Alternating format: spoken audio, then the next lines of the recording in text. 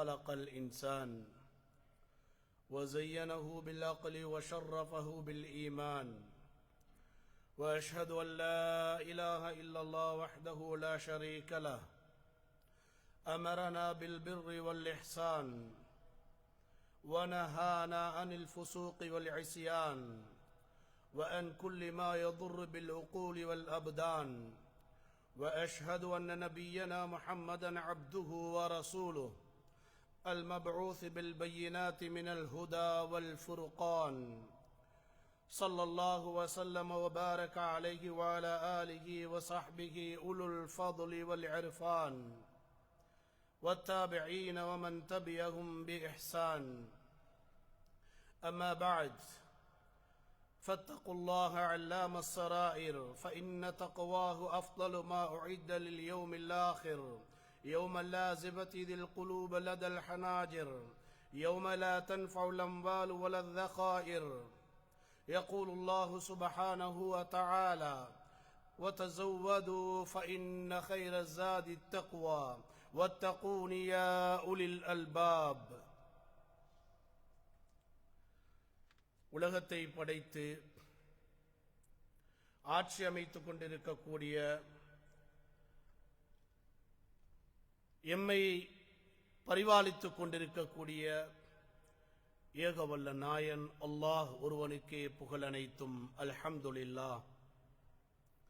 அல்லாஹுடைய ஸலவாத்தும் சலாமும் எங்களுடைய உயிரிலும் மேலான தலைவர் முஹம்மது ரசூலுல்லாஹ் ஸல்லல்லாஹு அலைஹி வஸல்லம் அவர்கள் மீதிலும், அன்னாரின் சஹாபாக்கள், தாபிஈன்கள், தபஅ தாபிஈன்கள், முஸ்லிம்கள் அனைவர் மீதும் உண்டாவதாக.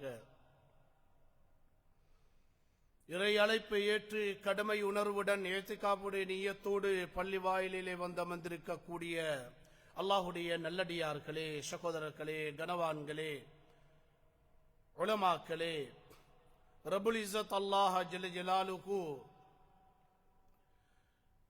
எங்களுக்கு வாக்களித்திருக்கக்கூடிய வெற்றி அது நாளை மறுமை நாளையிலே கிடைக்க காத்துக் கொண்டிருக்கிறது. இரகசியத்திலும் பரகசியத்திலும் நாங்கள் அந்த ரப்புல் இஸ்ஸத் அல்லாஹுவை தக்வாவோடு நாங்கள் எங்களுடைய உள்ளத்தில் அனுதினமும் அதனை நினைத்து அதனோடு பயணிக்கும் பொழுது அந்த அல்லாஹ் நாளை மறுமை நாளையிலே எந்தவிதமான சொத்துக்களோ குடும்பங்களோ சுகங்களோ எதுவுமே பயன் தராத அந்த நாளையில் அந்த தக்வா எனும் இறையச்சம் தான் எங்களுக்கு பதிலளிக்கும், எங்களுக்கு பாதுகாப்பை தரும். எனவே நாங்கள் எப்பொழுதும் அல்லாஹுவை பயந்து கொள்ளுவோம். நாளை மறுமை நாளையில் எங்களுக்கு தருவதற்கு, சுவனத்தை தருவதற்கு காரணமாக இருக்கக்கூடியதும் அந்த தக்வாதான். இத்தகுல்லாஹ், அல்லாஹுவை பயந்து கொள்ளுங்கள். இஸ்லாம் மார்க்கம் கண்ணியமானது. இஸ்லாம் மார்க்கம் கண்ணியமானது என்பதிலே யாருக்கும் சந்தேகம் உண்டா என்றால் கிடையவே கிடையாது. யாருக்கும் சந்தேகம் கிடையாது. அப்படி சந்தேகிக்க முடியுமா? இல்லை. ஆதாரம் இன்னத்தீன இன்தல்லாஹில் இஸ்லாம். அல்லாஹ்விடத்தில் மார்க்கம் என்றால் அது இஸ்லாம் மட்டும்தான். அல்லாஹ்விடத்தில் மார்க்கம் என்றால் அது இஸ்லாம் மட்டும்தான். அவனே எமக்கு மார்க்கத்தையும் தந்து, அவனை எங்களுக்கு வழிகாட்டியாக குர்ஆனையும் தந்து, மனிதா நீ வெற்றி பெற வேண்டுமென்றால் இவ்வாறுதான் வாழ வேண்டும் என்று எங்களுக்கு ஒரு வழிகாட்டியை அழகான முறையிலே தந்து அழகான முறையிலே எம்மை பயணிக்க வைத்திருக்கின்றான் என்றால் என்ன சந்தேகம் வேண்டும்? இதைவிட ஒரு படி மேல் ஏறி நாங்கள் அதற்குரிய ஆதாரத்தை தேடப் போனால், சகோதரர்களே, பிரான்ஸ் வேணுமா, கனடா வேணுமா, யூகே வேணுமா, யுஎஸ் வேணுமா, ஜெர்மனி வேணுமா, ஆஸ்திரேலியா வேணுமா, கனடா வேணுமா, சுவிட்சர்லாந்து வேணுமா, எங்கு சென்றாலும் எங்கு பார்த்தாலும் ஆய்வுகளை எடுத்து பார்க்கும் பொழுது சகோதரர்களே, நாளாந்தம் என்ன, மணித்தியாலத்துக்கு என்ன, நிமிடத்துக்கு என்ன, மாதாந்தத்தில் என்ன, வாராந்தத்தில் என்ன என்று மக்கள், வெள்ளையர்கள், ஐரோப்பியர்கள் என சாரி சாரியாக இஸ்லாத்துக்குள்ளே நுழைந்திருப்பதுதான் ஆய்வுடைய முடிவாக இருக்கிறது. ஆய்வு சொல்லித் தருகிறது. காரணம் என்ன? அவ்வளவு அழகானது இஸ்லாம் மார்க்கம். இந்த இஸ்லாம் மார்க்கத்தை அவர்கள் ஆராய்கிறார்கள், பார்க்கிறார்கள். ஆய்வுடைய முடிவு இஸ்லாத்தை தழுவுகிறார்கள். மனிதனுடைய குணத்தை கண்டு தழுவுகிறார்கள். மனிதனுடைய விழுமியங்களை கண்டு தழுவுகிறார்கள். இஸ்லாமிய கலாச்சாரத்தை பின்பற்றுவதை கண்டு இஸ்லாத்தை தழுவுகிறார்கள் என்றால் இஸ்லாம் மார்க்கம் தான் சிறந்தது, அதுதான் கண்ணிய மார்க்கம் என்பதில் எங்களுக்கு என்ன சந்தேகம் வேண்டும்?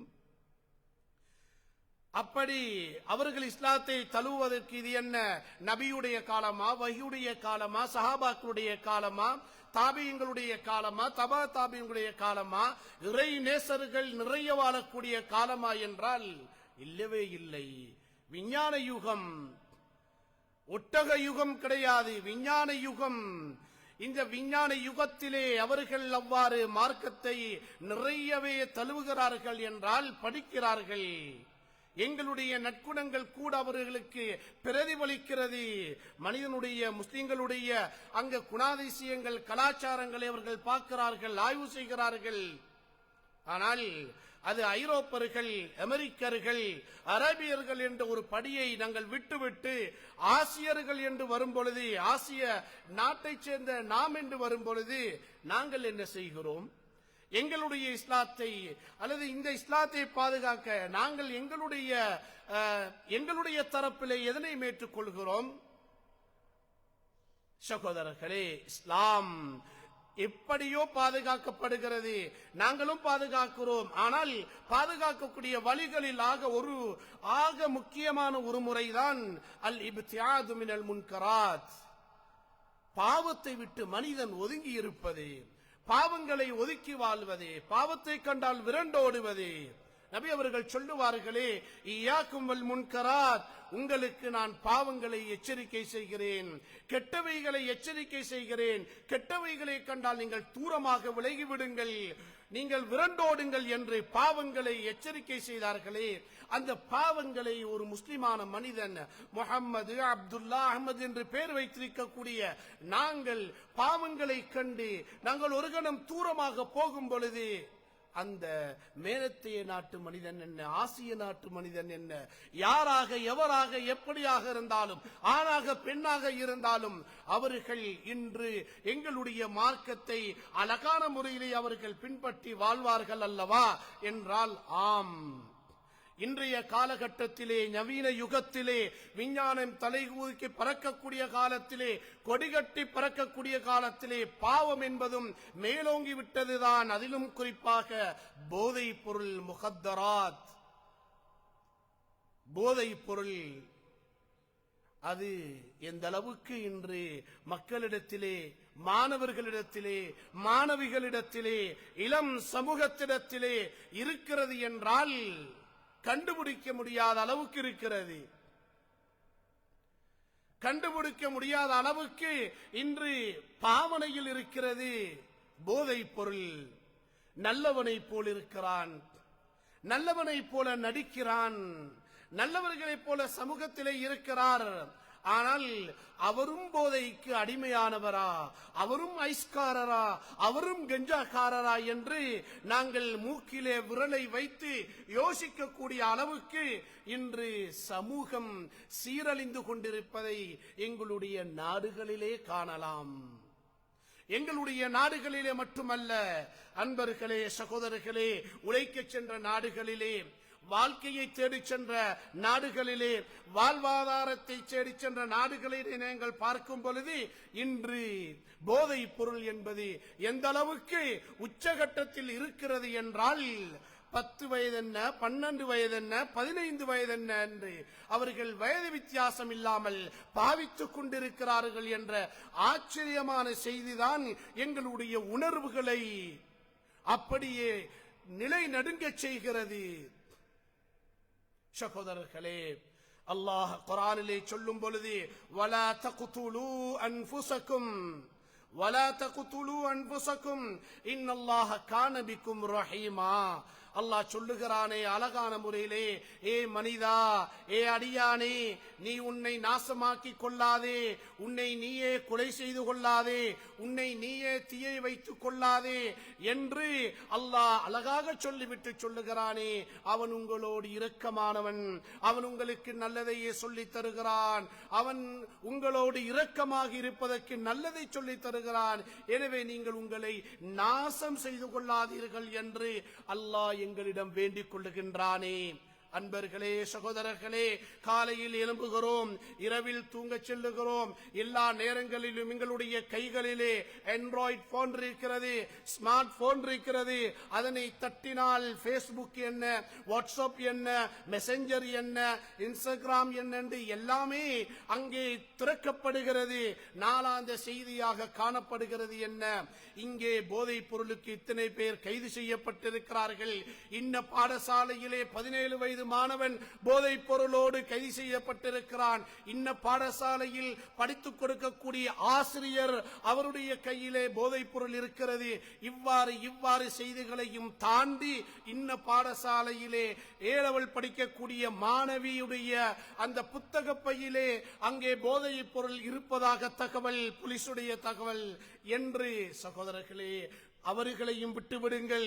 நாங்கள் தொழுகைக்காரர்கள் என்று சொல்லக்கூடியவருடைய வீட்டுக்குள்ளே மூத்த மகனை எடுத்தால் அவர் போதைப் பொருளில் இருக்கிறார். இன்னொரு பக்கம் போனால் குர்ஆனை முடித்த ஒரு ஹாபிஸ், அவர் அங்கே போதைப் பொருளோடு இருக்கிறார் என்று யாரையும் இன்றைய நாளிலே விட்டு வைக்காத ஆக பயங்கரமான சமூக சீர்கேடல்ல, சமூகத்தை சீரழிக்கக்கூடிய அந்த போதைப் பொருள் இன்று வியாபித்து விட்டது என்றால் அதுதான் உண்மையாக இருக்கின்றது. அன்பார்ந்தவர்களே, வயது வித்தியாசம் என்ன, ஆண் பெண் வித்தியாசம் என்ன, படித்தவர்கள் படிக்காதவர்கள் என்ற வித்தியாசம் என்ன, எந்த விதமான பாகுபாடுமே இல்லாமல் இன்று இந்த போதைப் பொருள் எல்லா இடங்களுக்கும், பாடசாலைகளுக்கென்ன, அல்லது காரியாலயங்களுக்கென்ன, அல்லது விளையாட்டு மைதானங்களுக்கென்ன, அல்லது ஒரு குடும்பங்கள் சேர்ந்து கெட் டுகெதர் என்ற அடிப்படையிலே குடும்ப ஒன்றுகூடல் என்று நாங்கள் எங்கேயாவது ஒரு சுற்றுலா பயணம் செல்லும் பொழுது அந்த பயணத்தில் என்ன என்று எல்லா இடங்களிலும் இன்று போதைப் பொருள் தலை விரித்தாடுகிறது. சகோதரர்களே, போதைப் பொருள் என்றால் எது? நாங்கள் நினைக்கிறோம் எங்களுடைய பாசையிலே குடு தோல் என்று சொல்லக்கூடிய அதை மட்டுமா? இல்லை, அது மட்டுமல்ல சகோதரர்களே. நபி அவர்கள் சொன்ன கொஞ்சம் கூட ஒரு மனிதனுக்கு போதையை உண்டு பண்ணக்கூடியது என்றால் அது அனைத்துமே போதைப் பொருள் தான். அப்படி என்றால் ஒரு மனிதன் ஒரு நாளைக்கு சிகரெட்டை குடிக்கிறான். அப்ப நிறைய சிகரெட் குடிக்கும் பொழுது அவனுக்கு ஒரு விதமான போதை ஏற்படுகிறது என்றால் அதுவும் போதைப் பொருள் தான். ஒருவர் புகையிலையை சாப்பிடுகிறார், அது போதை உண்டாக்குறது என்றால் அதுவும் போதைப் பொருள் தான். என்னென்ன வழிகளிலே மனிதர்களுக்கு தெரியாமல் ஒளித்துக் கொண்டு இவன் அந்த பாவனையை பாவிக்கிறான் என்றால் அது அனைத்துமே போதைப் பொருள்தான் என்பதனை நாங்கள் மறந்துவிடக் கூடாது. அன்பானவர்களே, சகோதரர்களே, இன்று ஒரு மனிதன் அந்த போதைப் பொருளுக்கு அடிமையாகிவிட்டான் என்றால் அவனை நாங்கள் திருத்த வேண்டும். எனக்கென்ன என்று விட்டுவிட முடியாது.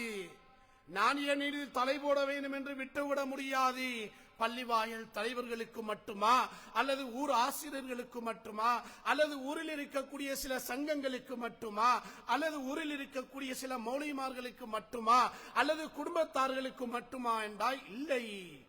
காதிலே கேள்விப்படக்கூடிய முஸ்லிமாக இருக்கக்கூடிய அனைவருக்குமே அந்த போதைப் பொருள் ஒழிப்பை அல்லது போதைப் பொருள் பாவனையை தடுக்கக்கூடிய அந்த பொறுப்பு எல்லோருக்குமே இருக்கிறது. இல்லை என்றால் சமூகங்கள் எவ்வாறு கேவலமாக போகும் என்பது நாங்கள் கூறி அல்லது நாங்கள் படித்துத்தான் விளங்க வேண்டும் என்பது கிடையாது. அபூபக்கர் சித்தீக் ரலியல்லாஹு தஆலா அன்ஹு அவர்கள் சொல்லுகிறார்கள், இன்னன் நாஸ இதா ரஅவுல் முன்கர ஃபலம் யுகய்யிரூஹு அவ்ஸகல்லாஹு அய்யும்ம பிஇகாபிஹி. அபூபக்கர் ரலியல்லாஹு தஆலா அவர்கள் நபியுடைய ஒரு ஹதீஸை சொல்லி காட்டுகிறார்கள். ஒரு மனிதர் ஒரு பாவத்தை காணுகிறார், சமூகம் சீர்கெட்டு கொண்டிருக்கிறது, சீர்கேடாய் கொண்டிருக்கிறது. சமூகம் எங்கேயோ போய் கொண்டிருக்கிறது, பாவம் நடந்து கொண்டிருக்கிறது. ஒரு மனிதர் காண்கிறார், கண்டுவிட்டு காணாததையும் போல் செல்லுகிறார். எனக்கு என்னவென்று சொல்லுகிறார், செல்லுகிறார் என்று வைத்துக் கொள்ளுங்கள். அப்படி என்றால் அவருக்கு அது பொறுப்பில்லையா என்றால் இல்லை சகோதரர்களே. இஸ்லாம் சொல்லுகிறது, பாவத்தை கண்டு அவன் அதனை தடுக்காமல் சென்று விட்டால் அல்லாஹ்வுடைய தண்டனை எல்லோருக்குமே பொதுவாகிவிடும். அல்லாஹ்வுடைய தண்டனை எல்லோருக்குமே பொதுவாகிவிடும் என்பதனைத்தான் இங்கே அபூபக்கர் ரலியல்லாஹு அன்ஹு அவர்கள் சுட்டி காட்டுகின்றார்கள். என்ன தண்டனை? வானத்திலிருந்து இறங்குகிறதா? பூமியை பிளந்து கொண்டு வருகிறதா? அது மட்டுமா தண்டனை? இல்லை சகோதரர்களே.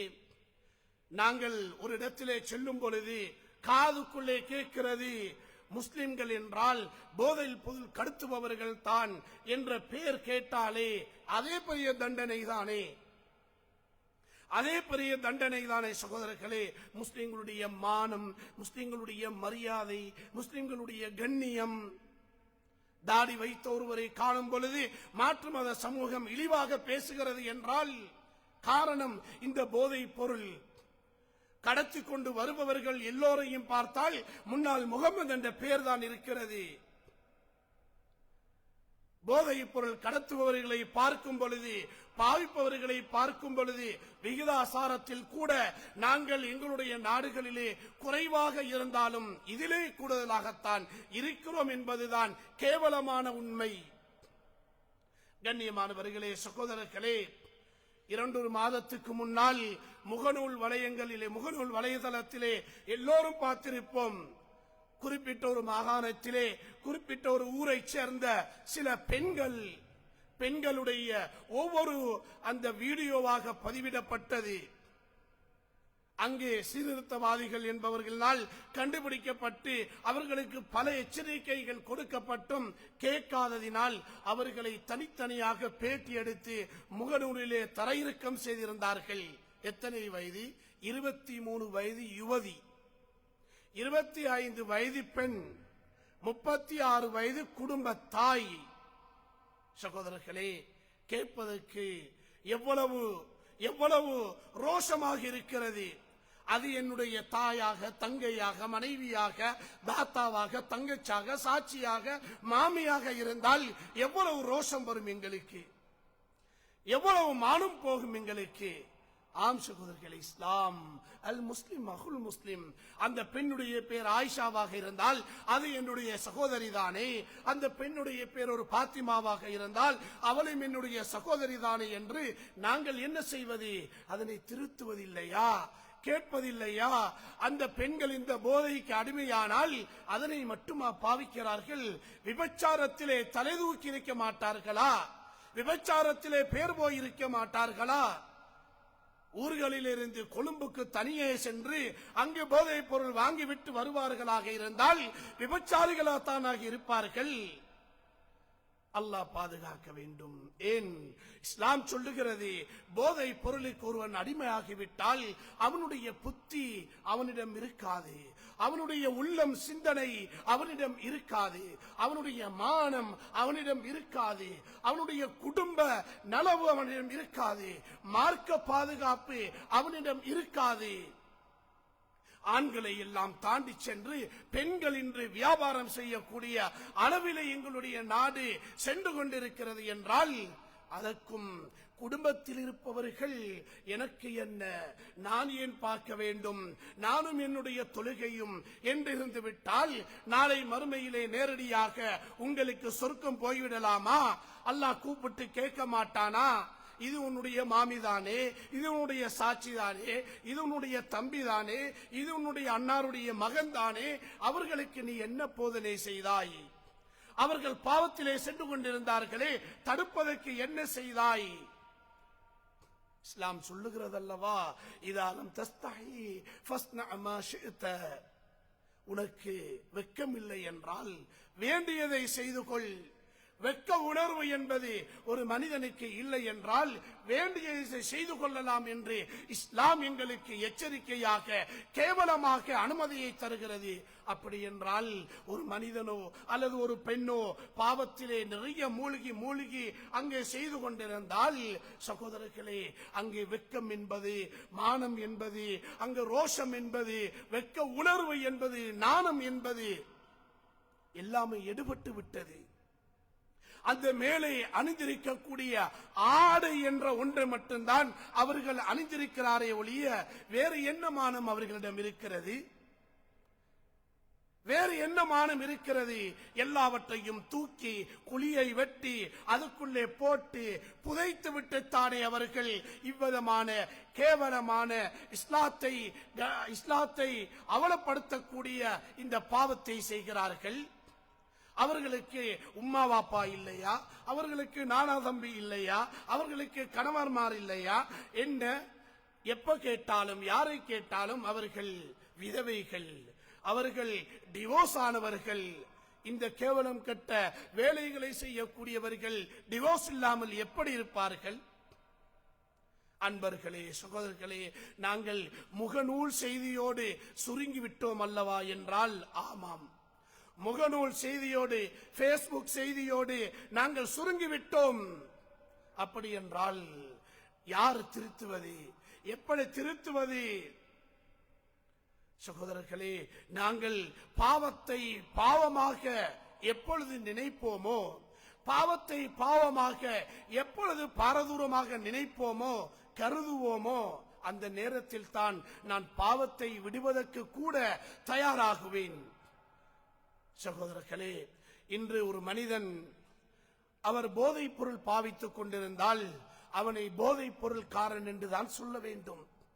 எப்படி தூள்காரன், ஐஸ்காரன், கஞ்சாக்காரன், சிகரெட்காரன் இவ்வாறு எல்லாம் ஒருவனை நாங்கள் அழைக்கும் பொழுது அவன் கோபித்துக் கொள்ளக்கூடாது. ஏன்? அவன் தொழுகையாளியா? அவன் குர்ஆன் ஓதக்கூடியவனா? அவன் நோன்பாளியா? இவ்வாறு நல்ல விஷயங்கள் செய்யும் பொழுது நல்லதை சொல்லி அழையுங்கள். பாவம் செல்லும் பொழுது அவனுக்கு உணர்வு வரக்கூடிய முறையிலே, ரோஷம் வரக்கூடிய முறையிலே அவனை குத்தி காட்டி திருத்த வேண்டும். பாவியை அல்லாஹ் பாவி என்றுதான் அல் குர்ஆனிலே சொல்லுகின்றான். பாவம் செய்யக்கூடியவர்களே, அநியாயக்காரர்களே, அநியாயம் செய்யக்கூடியவர்களே என்றுதான் அல்லாஹ் அழைக்கின்றான்.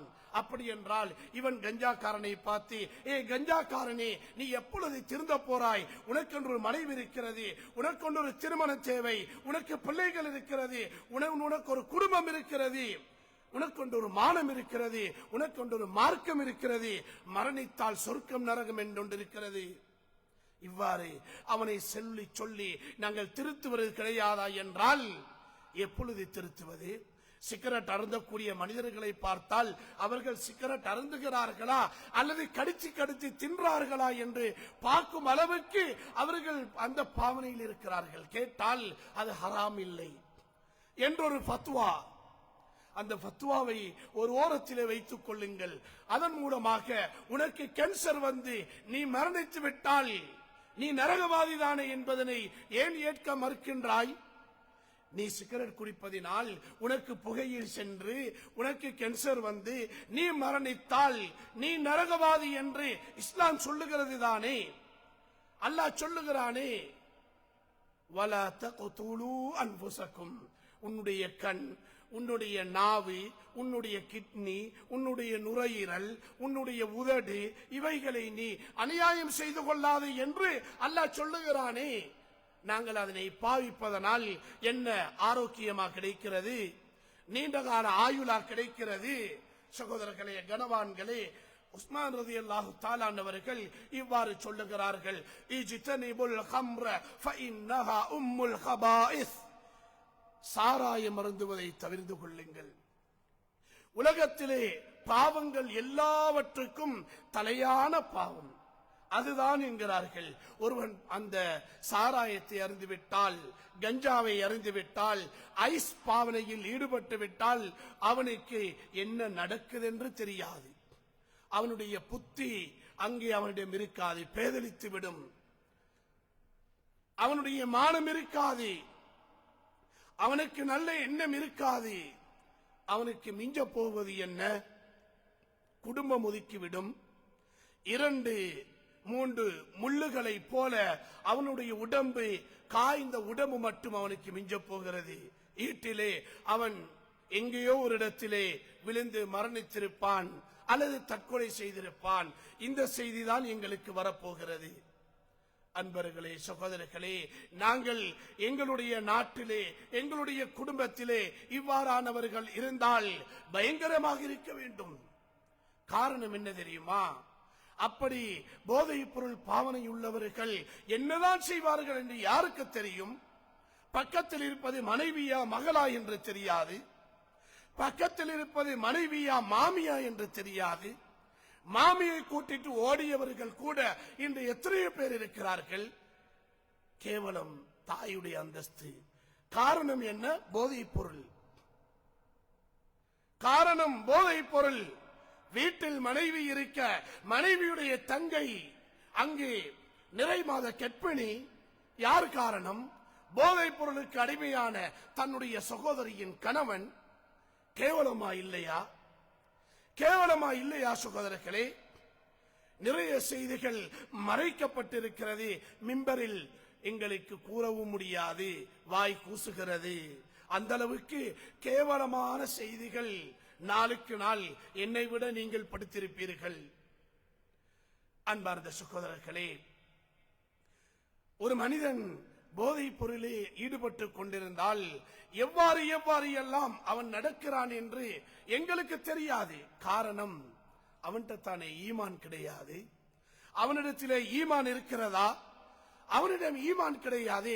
கண்டதையெல்லாம் செய்வான், வேண்டியதையெல்லாம் செய்வான், எப்படியெல்லாம் நடந்து கொள்ளுவான். ஆம், எப்படியெல்லாமே நடந்து கொள்ளுவான் தான். காரணம் என்ன? ஈமான் கிடையாது, இஸ்லாம் கிடையாது. ஹதீஸ் சொல்லுகிறது, லா யஷ்ரபுல் ஹம்ர ஹீன யஷ்ரபுஹா வஹுவ முஃமினுன். ஒரு மனிதன் அவன் மூமினாக இருக்கக்கூடியவன், அவன் போதைப் பொருள் கஞ்சாவோ ஐஸோ அல்லது ஏதோ குடிக்கிறான் என்றால் அவனிடம் ஈமான் இருக்காது. அவன் குடித்து விட்டால் அந்த ஈமான் அவனை விட்டும் கலண்டு வந்துவிடும். ஈமான் கலண்டு வந்துவிடும். அப்பொழுது அவனுக்கு மரணம் ஏற்பட்டால் அவன் ஈமானற்ற, ஈமான் இல்லாத ஒரு காபிராக அவன் மரணிக்கின்றான். முஸ்லிம் அல்லாத ஒரு மனிதனாக அவன் மரணிக்கிறான் என்பதுதான் உண்மையாக இருக்கின்றது. அன்பார்ந்த சகோதரர்களே, நாங்கள் இந்த ஒரு மனிதனுக்கு ஈமான் இல்லாமல் போவதற்கு இது காரணமாக இருக்கிறது என்றால், ஆமாம், காரணமாகத்தான் இருக்கின்றது. ஏனென்றால் ஒரு மனிதன் எப்படியெல்லாம் வாழ்ந்து விடலாம் என்று இருக்க முடியாது. இந்த நாட்டை எடுத்து பாருங்கள். இந்த நாட்டிலே உழைப்பதற்காக வந்தவர்கள் எத்தனை பேர் இன்று சிறையிலே இருக்கிறார்கள்? எத்தனை பேர் எத்தனை வருடம் சிறையில் அடைப்பட்டிருக்கிறார்கள்? காரணம் போதைப் பொருள் விற்றவர்கள், போதைப் பொருள் பாவித்தவர்கள், போதைப் பொருளுக்கு அடிமையானவர்கள், போதைப் பொருளை ஏற்றுமதி செய்தவர்கள், இறக்கியவர்கள், கொண்டு வந்தவர்கள் என்று பல வரலாறுகளோடு இன்றைய சிறைகளிலே இந்த நாட்டிலே வாடிக்கொண்டிருக்கிறார்கள். அங்கே பிறந்த பிள்ளை திருமணம் கூட முடித்து விட்டது. காரணம் என்ன தெரியுமா? அவனிடம் இங்கிருக்கும் பொழுது மார்க்கம் கிடையாது. குடும்பத்தாரை மறந்து வருடக்கணக்காக நாட்டுக்கோ குடும்பத்தையோ சந்திப்பதற்கு செல்லுவதில்லை. உழைக்கும் பணத்தால் அவன் பாவத்திலே மூழ்கி அவ்வாறு இருக்கிறான் என்றால், கண்ணியமானவர்களே, ஒரு ஹதீஸிலே நபி அவர்கள் சொன்னார்கள், வல்லாஹி லா யஜ்தமிஉல் ஈமானு வ இத்மானுல் கம்ர் இல்லா லயூசிக் வ யுக்ரிஜ அஹதுகுமா சாஹிபஹு. ஒரு மனிதனிடத்திலே போதைப் பொருளும் ஈமானும் ஒன்றாக இருக்க முடியாது. போதைப் பொருளும் ஈமானும் ஒன்றாக இருக்க முடியாது. ரெண்டில் ஒன்று வெளியாக்கிவிடும். ஒன்று ஈமான் இருக்கும், இல்லை போதைப் பொருள் இருக்கும். அப்படி என்றால் ஈமான் இல்லாமல் ஒரு மனிதன் இருக்கும் பொழுது அந்த சமூகத்தையே அல்லாஹ் அழிப்பதற்கு சில நேரம் தயங்க மாட்டான். ஆது கூட்டம், சமுது கூட்டம், நூஹ் அலைஹிஸ்ஸலாத்துடைய கூட்டம், ஃபிரௌனுடைய சமூகம், லூத் அலைஹிஸ்ஸலாத்துடைய கூட்டம் என ஒவ்வொரு விதவிதமாக அல்லாஹ் அழித்தானே. அப்படி என்றால் பாவக்கரைகளிலே மூழ்கிக் கொண்டிருக்கும் பொழுது அல்லாஹ் எம்மை ஏன் விட்டு வைத்திருக்கின்றான்? வலவ் யுஆஹிதுல்லாஹு நாஸ பிதுலுமிஹிம் மா தரக அலைஹா மின் தாப்பா. மனிதர்கள் செய்யக்கூடிய பாவத்துக்கு அந்தந்த நேரத்திலே அல்லாஹ் தண்டனையை கொடுக்க நாடிவிட்டால் மா தரக அலைஹா மின் தாப்பா, உலகத்திலே யாருமே இருக்க முடியாது. வலாக்கின் யுஆஹிருஹும் இலா அஜலின் முஸம்மா, ஆனால் கொஞ்ச நாளைக்கு, கொஞ்ச காலத்துக்கு, சில நேரத்துக்கு, சில காரணங்களுக்காக எங்களுக்கு டைம் தந்திருக்கிறான், நேரம் தந்திருக்கிறான். நேரம் வந்தால் எல்லோருக்கும் ஏதோ ஒரு வகையிலே அழிவு வந்துவிடும்.